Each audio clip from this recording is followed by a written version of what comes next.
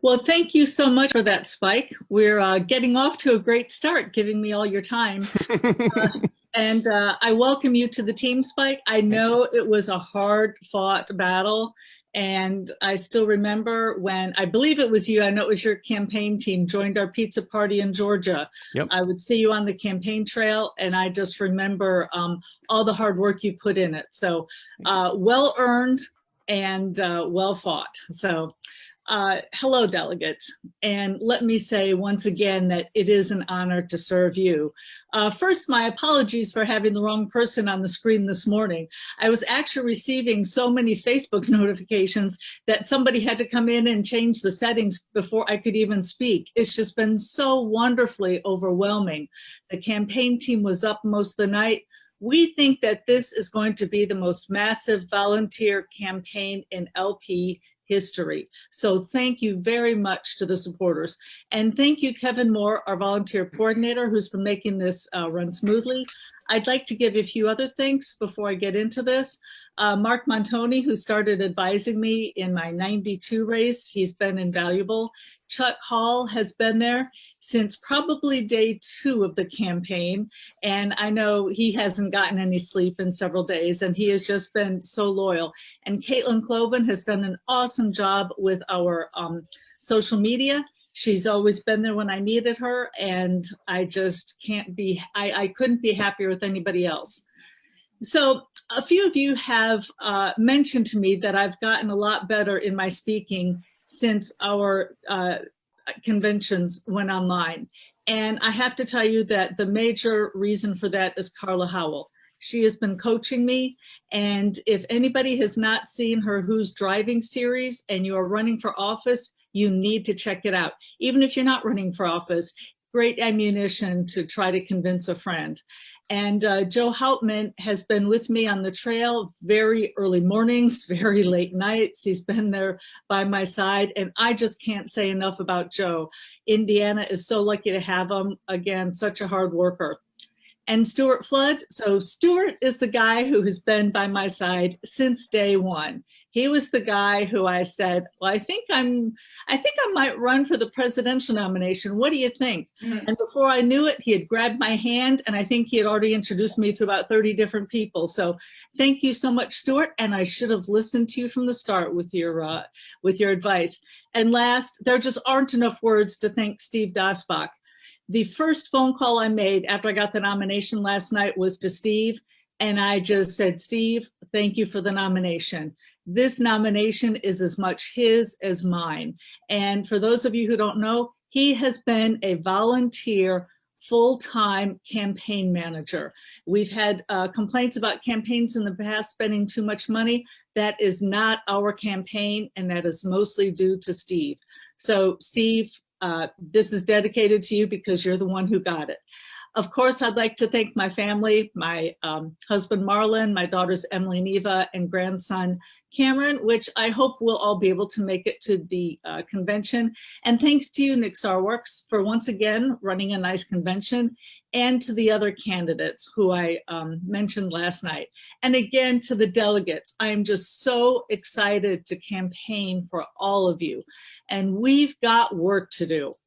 America, we have work to do.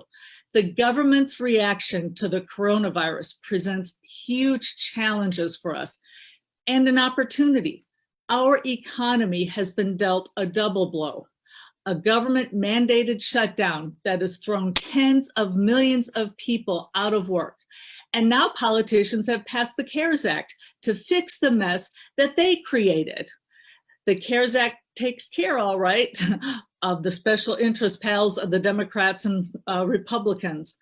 President Donald Trump promised American voters that he would drain the swamp, but the swamp under his presidency is brimming like never before, and the Democrats love it. Politicians are overspending recklessly, printing piles of money out of thin air. How much new government spending will they add?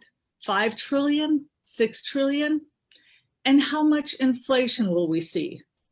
What will that do to the value of your take-home pay, to your savings, or your retirement nest egg?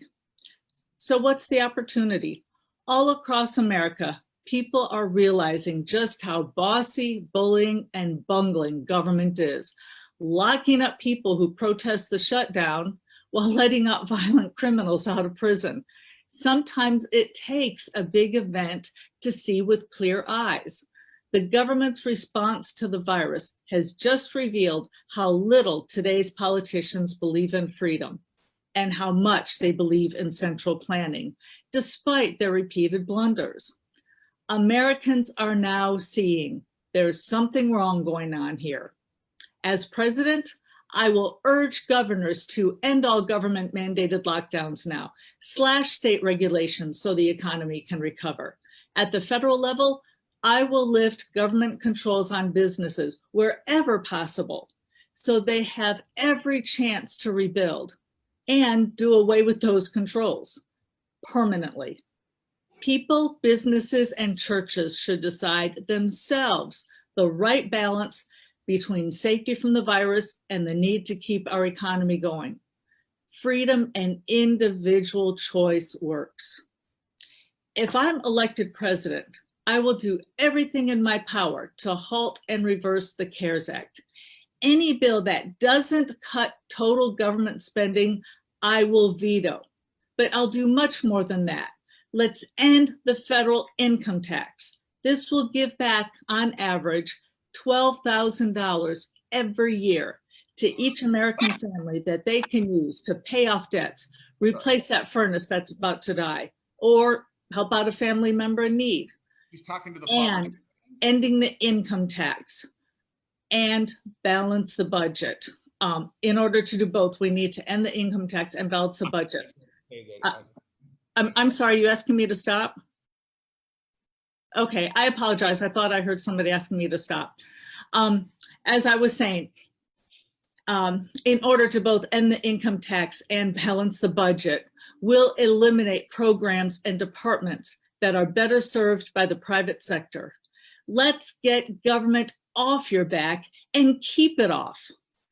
The war on drugs has caused more human suffering than drug use does. It's now time for a drug peace.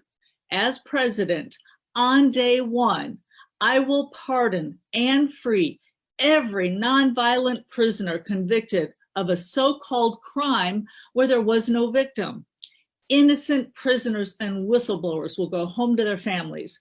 Drug gangs will go out of business. Our streets and our homes will be safe. For many workers, Social Security imposes the biggest burden of any tax, and yet it's insolvent. We must allow taxpayers to immediately opt out and keep their earnings. To ensure seniors get back the money they were forced to put in, we'll liquidate trillions of dollars worth of assets owned by the federal government and use the proceeds to give seniors in or nearing retirement a private account. Seniors will have a secure retirement that's not dependent on the whims of Congress.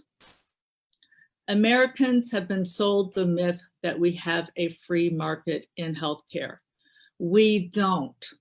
Government rules and regulations drive up prices 5 to 10 times more than what they should be. I will work with Congress and the states to unleash a truly free market in which providers and insurance companies have to compete for your dollars. Healthcare quality and safety will go up while costs plummet. We'll see great innovation and convenience, like never having to fill out another ridiculous form on a clipboard, like being able to get healthcare 24/7 when your child is in pain. Free clinics and pro bono care for the poor will be everywhere. No one will even want Medicaid. America has been at war for 18 years. As president, I will immediately order our troops home from the Middle East and work to dramatically downsize military spending. America will become one giant Switzerland, armed and neutral. We'll end senseless and unnecessary casualties and death. Our servicemen and women will return to their families, healthy and whole. Finally, America will be at peace with the world. The 2020 presidential race has been a frenzy of accusations, insults, and egos. I'm offering something completely different. I'm running to cut government on bold, fresh proposals that make America feel safe, secure, and prosperous. If this is what you want, please join me. Visit joj2020.com. Vote Libertarian. Thank you so much.